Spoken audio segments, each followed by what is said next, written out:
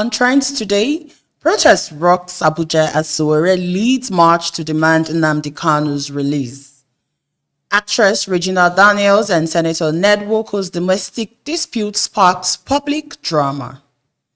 Imo police arrest officers linked to cult activities after viral video.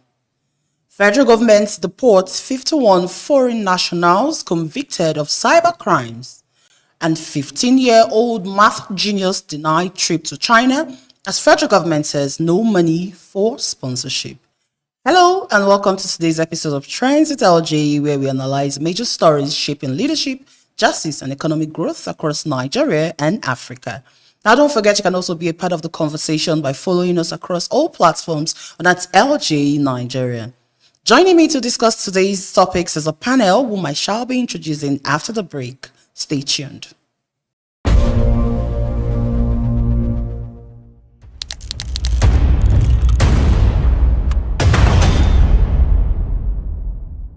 Nigeria is at a turning point.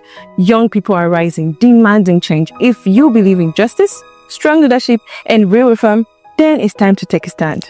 At LJE Nigeria, we're not just observers, we're builders.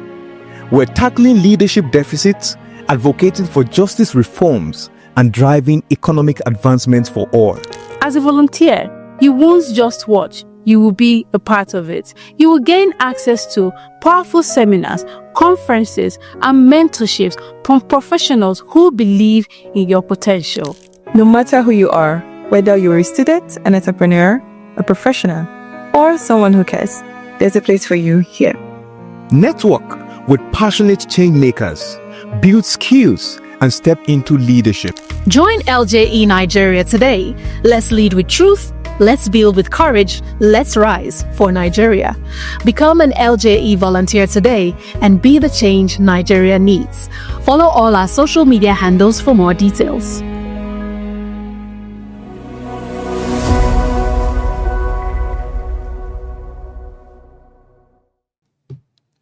Welcome back from the break. This is still Trends with LJ, and I have in the studio with me Dr. John Kamyang, a communications expert. Dr. John, you're welcome. It's a pleasure to be here. And I also have a special guest today, Miriam Gamaliel, a social commentator. You're welcome, Miriam. Thank you for having me, Omon. Thank you very much for being here.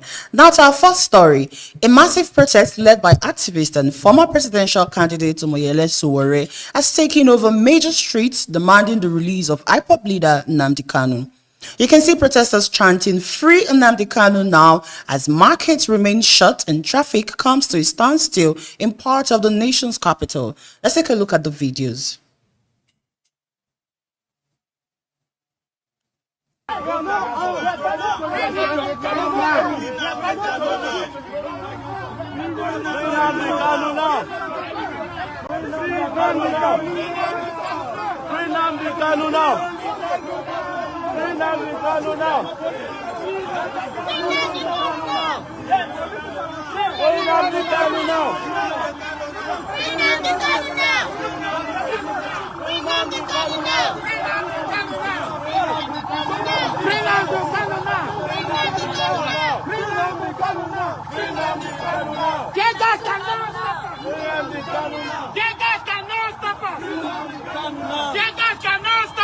Okay.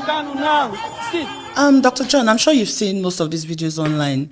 What is your general reaction to these protests, and do you think there's been any interference by the government to stop this protests? Well, reports making the round suggest that protesters have been dispersed, also suggesting the use of live ammunition, apart from tear gas. Now, let's look at the facts. As of Friday, an Abuja High Court had issued a restraining order about the protest, and it didn't stop the protest, but rather said the protest should not take place in what it referred to as high security areas. Shehu Shagari Way, the National Assembly, Asu Rock Villa, and some judicial institutions as well. So the court order was specific. It didn't say the protest should not hold. Okay. Why? Respecting the aspect of the Constitution that allows for free association, free expression, freedom of speech, so to say. But what I don't understand is why the police has our security personnel. Because as of yesterday, I personally witnessed a number of convoys across different parts of the capital city, where in what the security personnel will refer to as a show of force. I think, first of all, the idea was to instill fear in the residents of the FCT. Sadly, as we speak, the protest is not happening only in Abuja. As we speak, in Nnamdi Kanu's village, in Umuahia, Abia State, Afara to be precise, people have come out in their numbers to support the protest. And I'm sure before the day runs out, we'll get reports from all across Nigeria, different parts of the country where the protest takes place. So whether the security personnel like it or not, they must learn to understand that in this time and era, you cannot quell the voice of the people using brute force. There must be some form of negotiation. Even the statement by the police suggested that the protest should not hold, whereas that wasn't what the court order said. So the police gave the court order their own interpretation, and as of Saturday, Sowore, who is the leader of the protest, did say that he hadn't been served the court order. But he knew that, yes, a court had issued a restraining order, but they hadn't been served. And as of this morning, his lawyers, about 115 lawyers, according to what he said, would go to challenge that court judgment. So if we say we're a country that respects the rule of law, I expect that the security personnel should begin to behave as people who operate in the 21st century under the rule of law, and not try and not operate as if we are in a jungle. Who are they fighting against? The video we just saw showed armless, innocent civilians. They are not armed. Yes. So why are you shooting tear gas? Why are you using live ammunition? Why are you stopping them from expressing? They are not saying anything out of the ordinary. They are only saying, free Nnamdi Kanu. They have a right to their opinion. So we need to begin to seriously examine these incidents with a view to, positioning ourselves as a civilized society. Okay, thank you very much, Dr. John. Now let's move on to our next story. The ongoing domestic clash between actress Regina Daniels and her husband, Senator Ned Nwoko, is one of the biggest stories that trended over the weekend. A video surfaced online showing Regina in tears, claiming she's a nobody in the senator's house but somebody in her own house. On Sunday, a tweet from the senator circulated online accusing Regina of drug and alcohol abuse, act of violence, and property destruction within their home. Miriam Gamaliel, over to you. How do you react to that? I'm sure also you saw videos. The senator posted his own video and she posted her videos as well. How do you react to this issue? Anyway, this issue, we've just seen or we've heard from only the senator. In the line of all these things, Regina herself hasn't come out to say, this is what happened, this is what transpired, and that is why this is happening. Yeah. It is just the senator that has come out to say that she has been on drugs and she has been acting off because of the too much substance abuse and all that. The thing is, we don't really know the root cause of this, so we cannot actually judge, you get. But do you think it's okay for the senator to post such online? It is not right, you get. But although we know that in Nigeria, once a woman is being hurt, they say the husband is maltreating her, domestic violence, without knowing the full story. So I feel that maybe he came out to say, this is the issue, I am not the problem. Trying to remove himself from the picture. Okay. I don't know if you understand. Yes. Because now that video has gone out, everybody will now say that he's the one maltreating her, he's the one. But nobody is now seeing whether the man is even being hurt or something. Everybody will take sides with the lady without looking out for the guy. Yes. So it is also good in a way that he came out to say, okay, this is the problem, but we should still sit back and hear from Regina. Because most of the time when there is violence at home, the men will target that the woman is on drugs, or people will say the woman is on drugs, that is why she's doing the way she's doing, not wanting to know what is the root cause. Maybe she must have blown things out of proportion. Maybe she has been bottling a whole lot of things up. Things have been going on in the house. I heard where they were saying that she doesn't have her own money. She doesn't know how to do anything. She is just there. So even if she's walking out of the marriage today, she's walking out with nothing from him, because the cars she has, they're all bought in his name. The houses in his name. There's nothing to her name. She tried to start up a business and he said no. So maybe she has been bottling up a whole lot of things and now she can't take it again. So we'll just sit back and wait for her to come out and say this is what really transpired then, before we know where to judge. Okay, Dr. John, quickly, can you react to this? Well, I think Senator Ned Nwoko should have known what he was getting into when he married a young lady in the name of Regina Daniels. Let's not forget, this young lady was into the entertainment scene. She was an actress.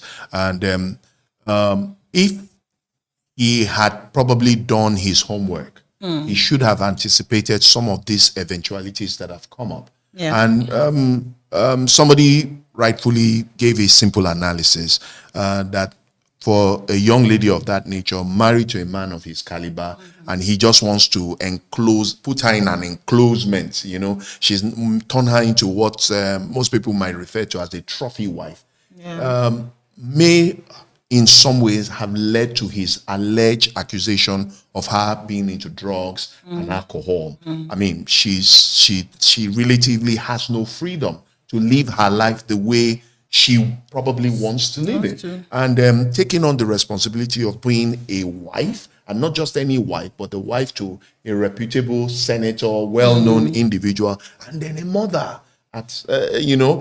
Those pressures have a way of affecting younger ladies, especially in the current context of the world in which we live in today, because most of them would tell, I think he's even lucky she's already reacting. At some point, maybe a year or two from now, she had just told him, look, I want to find myself. And she just disappears from the marriage. And one of things, but she wasn't forced into the marriage. She wasn't forced into the marriage, but we also understand the dynamics behind how she eventually ended up becoming Senator Ned Nwoko's wife. So all of these things have things to play. But I expect that the senator, being an much older person, because in this part of the world, they will say, you are the man, you are the head of the house, you should know how to conduct your business. So I think it is the senator now that needs to go back home and take care of business. Okay, so our next story. The Imo State Police Command has identified and arrested 3 of its officers accused of engaging in cult-related activities after a viral video surfaced online showing them allegedly displaying signs associated with a known cult group. The officers were taken into custody following an internal directive from the Commissioner of Police, CP Aboki Danjuma, who ordered a thorough investigation into what he described as highly unprofessional conduct. Their trial is scheduled to begin today. Let's take a look at the video.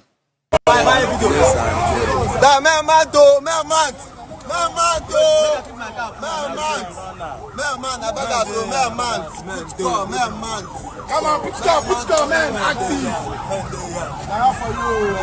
Things and things. European wire.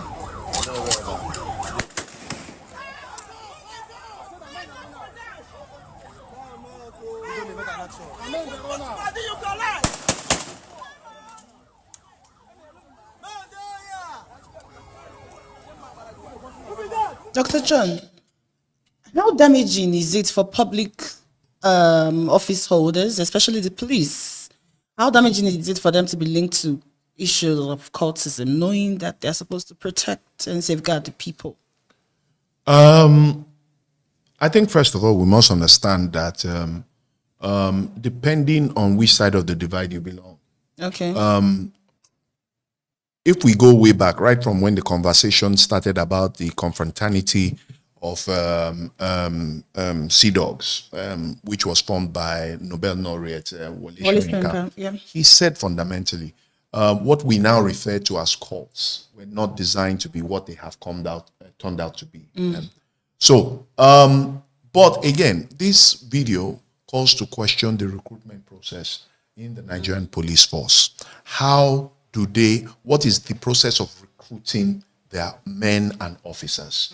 What kind of scrutiny do they check? Do background checks? Yes. I mean, to know the orientation, whether even in higher institution, all through their schooling days, what kind of persons. I remember as a young man in my schooling days, you couldn't be a prefect if you didn't meet certain criteria. You couldn't be you couldn't represent the school Yes. if you didn't meet certain criteria. So what criteria does it take to join the police force beyond being a graduate? What background checks do the Nigerian police force do? So has it become an all-comers affair that they just take in anybody and everybody simply because, yes, there is need to increase the manpower of the Nigerian police force? Or is there any intentionality in ensuring that they recruit the best of the citizenry to become police officers? Very good. As far as I'm concerned, this is a clear indication of the failure of the Nigerian police force. Miriam, how do you react to this quickly? Like Mr. John has already said, it depends on how the recruitment was done. Because you see that these days, you see armed robbers being granted presidential pardon. Clemency. You carry people that have been in the prison, correctional centers, you send them back into the world without following up to make sure that these people are okay to go into the world. Then the next thing, you now put them into the army, into the police force to turn security personnel. How do you expect them to behave? Exactly. This is what you will actually get. Definitely. Exactly. Thank you. So our next story, the Economic and Financial Crimes Commission, the EFCC, has confirmed the deportation of 51 foreign nationals convicted of cyber terrorism, internet fraud, and related financial crimes in Lagos. According to EFCC spokesperson Dele Oyewale, the latest batch, which includes 50 Chinese nationals and 1 Tunisian, were deported in collaboration with Immigration and the Correctional Service. Miriam, is this a welcome development for us since we've started deporting foreign nationals for crime? Anyway, I think it's a good one. Okay. Because the high rate of internet fraud in Nigeria is alarming. Yes. Like, okay. even from as 15 years old, you see small boys, small girls doing all this internet theft. Yes. So I think this is a good development if the EFCC has started fishing them out and deporting them. Let us know where our problem is coming. Let's know if they are the ones bringing it into our country or if we are the ones taking it outside. So I think it's a good development. Thank you. And to our final story, this has touched hearts across Nigeria and broken a feud too. A 15-year-old Nigerian student who scored a perfect SAT and qualified to represent the country at the International Mathematics Olympiad in China has reportedly been denied the opportunity to travel after the federal government. If the parents of the kids, the young man, are listening, Okay. please change allegiance. Look for a country that would value that young man. They will pay for him to go to that Olympiad in China, and they will further his education. In countries like South Korea, China, Japan, that is where their money goes, in developing the young generations who will change the fate. And that's why those countries are light years ahead of Nigeria. We're not even in the catch-up game. So please look for other options. This government is not ready to invest in education. Thank you very much. And that's where we wrap it up on today's episode of Trends with LJ. Thank you to our panelists, Dr. John, and thank you to Miriam. It's been an episode filled with so much excitement. And thank you to our viewers for joining this conversation. Don't forget to follow us online at LJ Nigeria across all platforms. My name is Omoyele Sowore. Bye for now.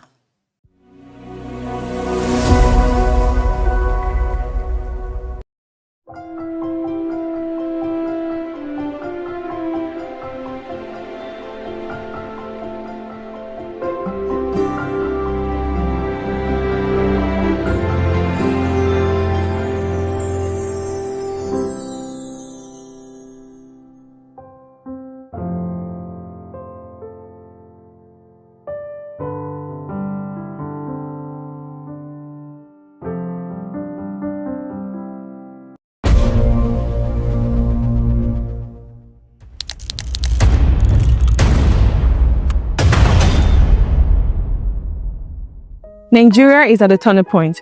Young people are rising, demanding change. If you believe in justice, strong leadership, and real reform, then it's time to take a stand.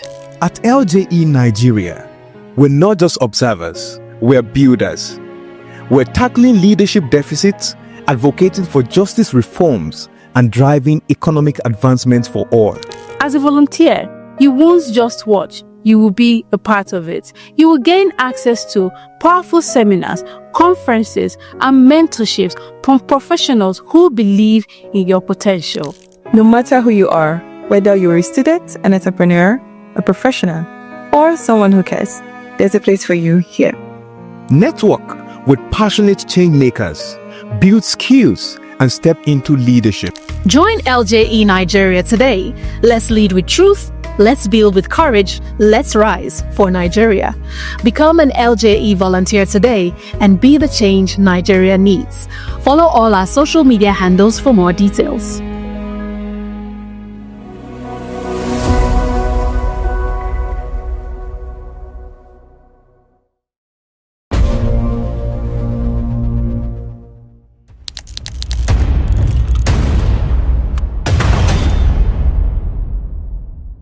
Nigeria is at a turning point. Young people are rising, demanding change. If you believe in justice, strong leadership, and real reform, then it's time to take a stand. At LJE Nigeria, we're not just observers, we're builders. We're tackling leadership deficits, advocating for justice reforms, and driving economic advancement for all. As a volunteer, you won't just watch, you will be a part of it. You will gain access to powerful seminars,